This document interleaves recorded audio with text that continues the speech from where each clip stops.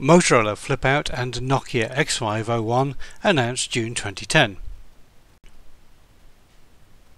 These days almost every smartphone looks the same, but 5 years ago this month both Nokia and Motorola were experimenting with square smartphones with physical keyboards.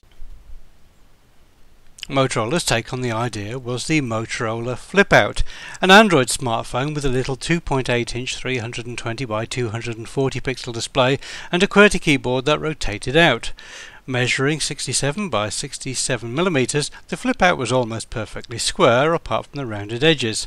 Although it was a fully featured Android device with GPS 3.5G and Wi-Fi, the small screen must have been severely limiting, and physical keyboards have since gone the way of the dodo on most smartphones.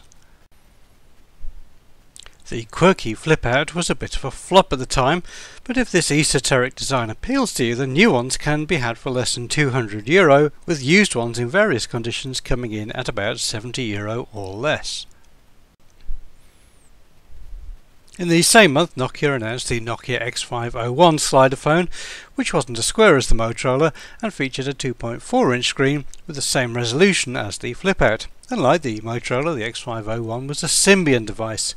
Symbian was an operating system much more suited to smaller displays, and overall specifications were very similar to the rival, except the X5-01 lacked Wi-Fi but had a better camera. Unusual Nokia devices are always collectible, but the rareness of the Nokia X5-01 makes it very hard to obtain. In the end, smartphones with tiny screens fell out of favour, and on-screen keyboards such as SwiftKey and Swipe meant that most people didn't want an actual keyboard. But perhaps the time is right for manufacturers to experiment with different form factors again.